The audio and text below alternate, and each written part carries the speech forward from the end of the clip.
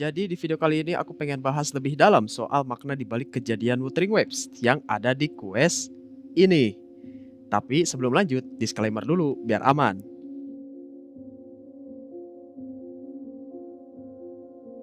Udah siap? Langsung aja kita mulai ceritanya. Let's go. Setiap kali kita pulang ke suatu tempat, pasti ada pertanyaan di kepala. Apa tempat itu masih sama atau jangan-jangan kita yang udah berubah? Cerita ini mulainya ya dari perasaan kayak gitu. Suasana aneh di udara Ragusa, kota yang seharusnya udah akrab tapi malah kerasa asing. Di kota pelabuhan yang baru aja ngerayain karnevale gede-gedean, ada sesuatu yang kerasa nggak beres. Abi yang biasanya ceria bisa ngerasain itu. Dia ngelihat sekeliling ke jalanan yang harusnya penuh tawa dan ngomong pelan kayak ke dirinya sendiri. 我も思うんだが、ラグーナの雰囲気ちょっと変じゃないか？前はもっと賑やかだったような。 Omongan tadi kayak jadi nada pembuka buat cerita sedih yang bakal kejadian. Ini bukan cuma soal pahlawan ngelawan monster, tapi lebih kayak perjalanan masuk ke labirin yang bikin bingung, di mana batas antara takdir sama pilihan, antara yang nyata sama ilusi, jadi kabur. Ini cerita soal keberanian buat nulis ulang naskah hidup yang udah dikasih ke kita, meskipun pulpennya dibuat dari api dan tintanya dari air mata. Di panggung kecil, di tengah keramaian yang nyimpen duka, ada sekelompok seniman jalanan yang namanya Troop of Fools. Mereka kayak ngasih pertanda soal takdir, tapi bukan dari kitab suci, melainkan dari dialog drama.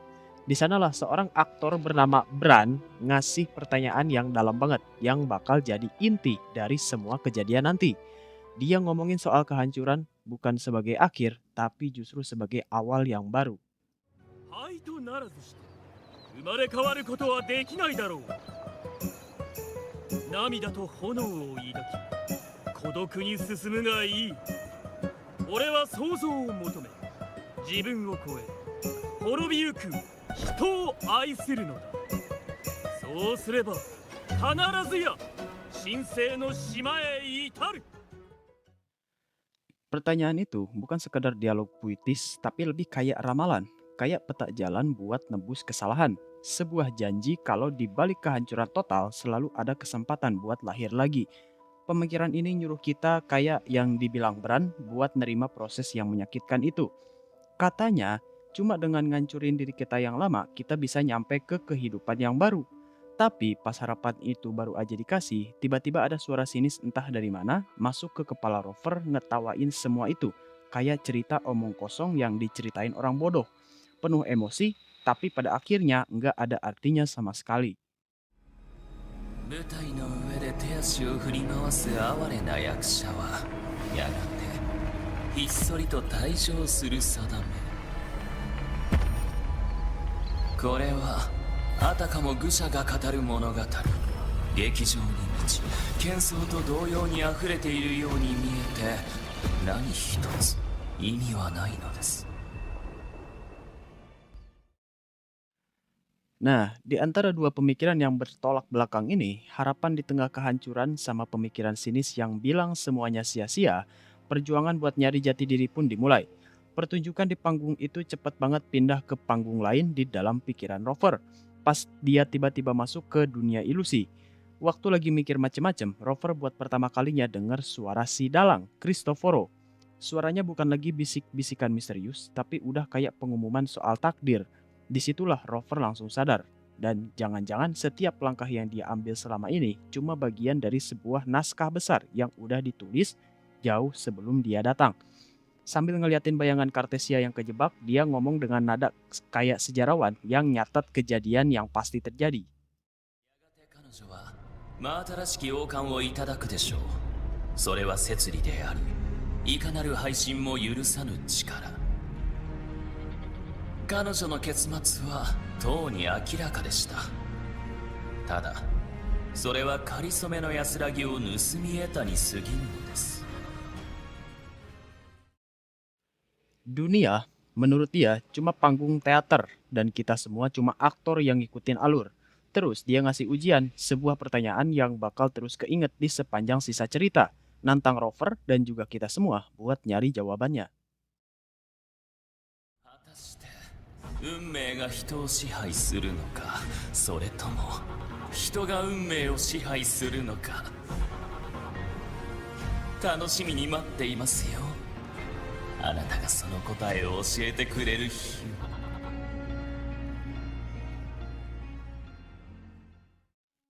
Pemikiran yang bilang kalau semuanya udah ditakdirin ini bukan lagi cuma ide ngawang-ngawang, tapi jadi kayak wabah yang nyebar ke seluruh kota. Raguna jadi kayak kena demam mimpi buruk bareng-bareng. Batas antara yang nyata sama khayalan jadi hancur buat semua orang. Masalah takdir ini ternyata nggak cuma kena ke para pahlawan doang, tapi udah ngeresap ke mimpi semua penduduk kota.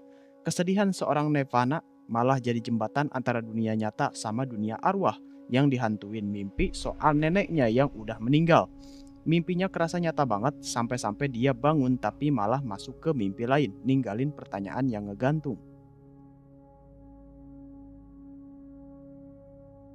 Kepercayaan buta seorang pengikut Vivian seolah jadi jebakan yang nganggap mimpinya sebagai wahyu dari dewa soal surga yang aneh.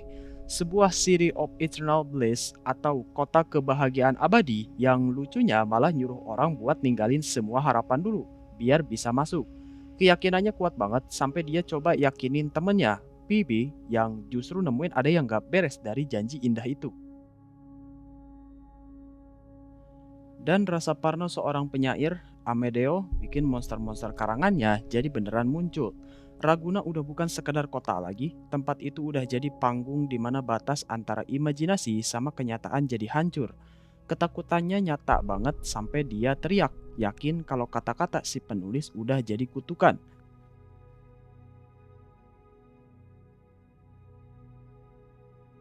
Tapi di tengah semua kepasrahan itu, perlawanan pertama justru datang dari tempat yang gak disangka-sangka. Bukan dari seorang pejuang, tapi dari Shyakona. Ngerespon ketakutan Amedeo, dia malah santai aja nolak ide kalau takdir itu udah ditulis. Sambil senyum, dia ngasih pandangan yang kebalikannya banget, tapi simple. Keyakinan inilah yang akhirnya kejadian beneran di diri Avidius. Dia jadi contoh nyata dari perjuangan ngelawan naskah hidup. Dia yang di Septimon udah ditempa sama ramalan dan harapan orang, pas nyampe di Raguna malah ngerasain bebas yang sekaligus bikin takut karena nggak ada yang kenal dia. Di sini, di mana nggak ada satupun puisi yang pernah ditulis soal dia, dia ngerasa dirinya jadi sesuatu yang baru. 今のところ行方はつかめておりませんが、どうやら彼は私に関する宿を書き記していないようです。ラグーナの人々は私の名も過去もかつて背負っていた予言も一切知りませんでした。彼らにとって私は貴殿と同じ完全な空白です。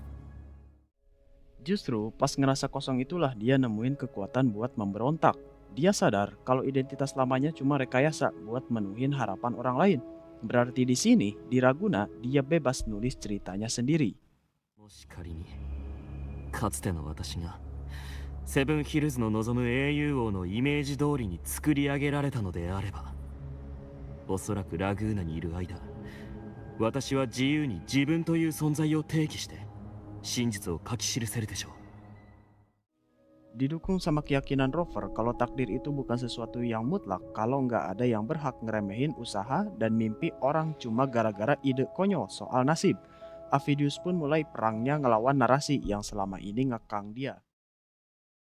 それにもし運命が定められているとしても人の行動や理想を否定できる者はいない。アビディウスなら自分の真実を見つけられると思う。 Avidius nyerap keyakinan itu dan mengubahnya jadi misinya sendiri. Dia bersumpah dengan tekad yang baru ditemuinya. 元の筋書きから外れ、自ら運命を選び取る。これこそ彼を見つけることよりもとても意義のある行いだと思ったのです。 Di balik perjuangan heroik ngelawan takdir ini, ada ironi yang lebih dalam dan bikin gelisah soal apa itu realitas. Pas si dalang, Cristoforo akhirnya muncul di panggung setelah pengorbanan Avidius. Dia nggak datang sebagai musuh, tapi lebih kayak sutradara yang ngomentarin pertunjukan. Dengan tenang yang bikin merinding, dia ngaku kalau Avidius itu emang ciptaannya, sebuah eksistensi yang dirajut dari kebohongan. 嘘も1000度繰り返せば真実となるでしょう。記憶、過去、経験、それらをうまくつなぎ合わせれば他人の認識を作ることも不可能ではありません。 Tragedi terbesar dalam cerita Avidius adalah pas dia ngerasa dirinya cuma fabrikasi. Sebenarnya dia lagi nyentuh kebenaran soal keberadaannya. Dia itu cuma sebuah ide yang dikasih wujud. Tapi pemikiran aneh dari Cristoforo bilang kalau penderitaan itu kayak api yang bisa ngubah kebohongan jadi kebenaran. Dia percaya kalau cuma lewat konflik, rasa sakit, dan tragedi, sebuah jiwa buatan bisa berjuang keras banget sampai akhirnya ngelahirin kebenarannya sendiri yang asli. 矛盾と葛藤、苦痛と悲劇を経て初めて彼は真の超越と昇華を遂げ、ついに不朽の向こう側へ行くのです。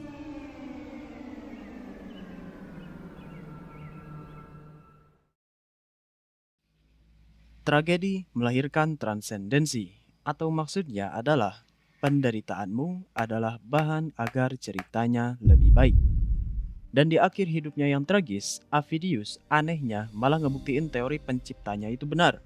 Dengan nolak perannya sebagai raja gila dan milih buat berkorban, dia bikin pilihan yang gak ada di naskahnya. Tindakan terakhir dari kehendak bebasnya itu jadi napas yang ngasih dia kehidupan sejati. Pengakuannya yang pelan di tengah wujud monsternya, sebuah bisikan kemanusiaan yang berhasil nembus kegelapan. Jadi deklarasi kemenangannya atas asal-usulnya yang palsu.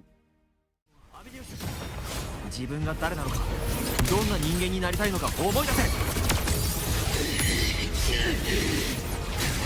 は人間です。化け物の類ではありません。 Dia mungkin emang dimulai sebagai kebohongan, tapi dia mati sebagai sebuah kebenaran. Kemenangannya diakui sama Galbrena yang nyimpulin dengan getir tapi penuh hormat kalau tekad Avidius yang kuat banget buat nggak jadi pion kegelapan, bahkan sampai mati, adalah hal yang pada akhirnya nyiptain kebenarannya sendiri. そして闇の手に出せるくらいなら死を選ぶ壮絶な覚悟。それらは彼が作り出した真実だった。 Proses perubahan ini nyambung banget sama pemikiran yang dibisikin di awal cerita. Ucapan Bran soal menjadi abu untuk lahir kembali jadi benang merah yang ngikat dua pengorbanan terbesar dalam cerita ini. Visi Roper soal kematian Cartesia yang kemudian jadi kenyataan pahit di mendarat terbalik, awalnya kerasa kayak kekalahan total. Sebuah pertanyaan penuh bingung muncul di kepalanya.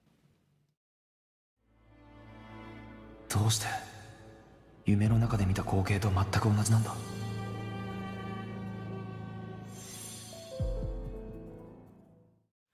Tapi, kebenaran yang terungkap di dalam kapsul peradaban ngubah arti dari tragedi itu.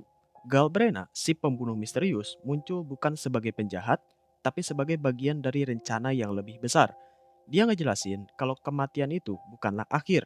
Itu cuma sebuah kondisi yang diperluin, sebuah pengorbanan yang udah direncanain. これから話す言葉を覚えておけ。カルテジアは死んでしまった。しかし戻ってくるかもしれない。もっともわずかな望みだが、そのための絶対条件としてレビアタンを倒さなくてはいけない。 Cartesia sengaja jadi abu, sebuah kehancuran diri yang strategis buat meraih tujuan yang lebih besar. Sementara itu, Avidius ngalamin hal yang sama secara emosional dan spiritual.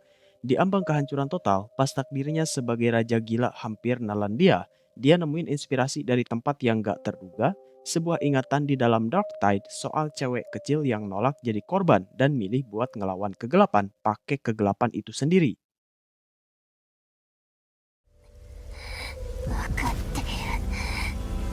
黒潮は全てを飲み込みどうかする。だが逃げられなければ利用するだけのこと。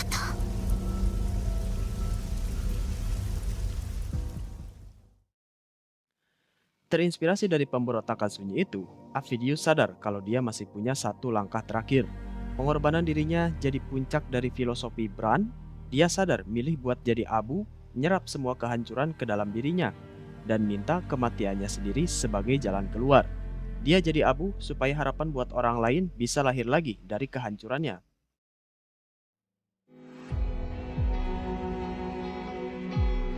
Watashi no monogatari de hitobita ni kibouを与えるため、この闇に誓って我が盟友を守り、全ての邪悪を打ち砕く。黒潮の造物は私が吸収します。私を殺せばラグーナは安全です。アビディウス、漂白者殿、もう時間が。デビルハンター、黒潮の中で私はあなたを理解しました。この力を託します。どうか願いを、私の分まで。約束しよう。お前の無念を私が受け取った。これより共に奪い返そう。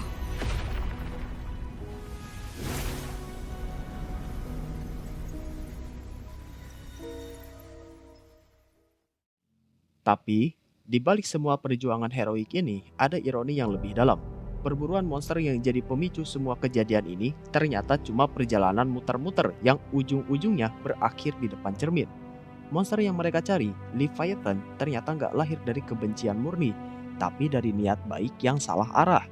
Di dalam kapsul peradaban, suara Imperator kedengeran bukan kayak suara pelindung agung, tapi lebih kayak sejarawan yang penuh penyesalan. Dia ngejelasin kalau Leviathan, bayangan peradaban, adalah wujud dari sisi gelap sebuah keinginan yang mulia.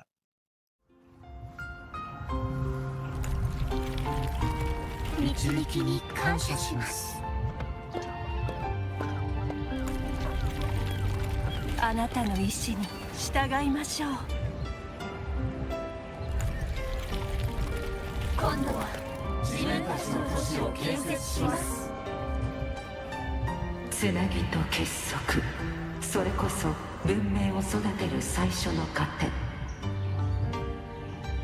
しかしレビアタンはつなぎへの渇望を掌握し、文明の心の闇として誕生した。Ini jadi pengingat kalau bahkan niat paling baik sekalipun bisa ngelahirin kegelapan kalau dipaksain jadi satu-satunya kebenaran. Perburuan ini nemuin kambing hitam yang pas banget di diri Avidius, sosok tragis yang kayaknya menuhin semua syarat. Tapi pas ceritanya hampir selesai, si dalang Cristoforo ngasih teka-teki yang ngancurin semua teori mereka. Dengan nada santai yang bikin merinding, dia nanya sekaligus nantang logika mereka. 文明の箱はすでに黒潮に染められております。その開封にはもはや明式の権能など不要。黒潮のつゆの一滴で十分なのです。黒潮を素材にして虚構となった存在が現世の怒り足りうるとでも。 Petunjuk itu ditambah ramalannya kalau kebenaran bakal terungkap pas air gelap surut. Maksa para pahlawan buat ngeliat lagi jejak mereka. Mereka ngikutin teriak-teriak kekacauan balik ke sumbernya, dan disanalah kebenaran paling mengerikan nunggu. Ilusi terakhir ternyata nggak dipicu sama musuh dari luar, tapi dari kehadiran Rover sendiri. Pas dia coba nenangin seorang cewek kecil yang ketakutan, dunianya hancur, Galbrena ngejelasin dengan dingin soal apa yang terjadi.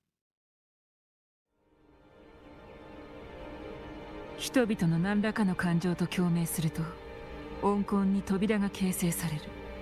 それがお前を再び幻へ引きずり込んだ。あの扉はお前の存在を借り、現世で無差別に悪意と恐怖をまき散らしていた。しかし完全に形成される前に私が空間に侵入し、それを閉じたわけだ。 Perburuan monster selama ini ternyata cuma perjalanan yang berakhir di depan cermin. Pahlawan yang berjuang paling keras buat ngatasin bencana, tanpa sadar malah jadi sumber dari bencana itu sendiri. Perasaan aneh yang mereka rasain dari awal di Raguna peringatan Abi soal perairan yang aneh ternyata adalah gemak dari badai di dalam diri si pahlawan. Cermin itu akhirnya diangkat, ngungkapin wajah di baliknya dengan satu kalimat terakhir yang sunyi tapi bikin hancur.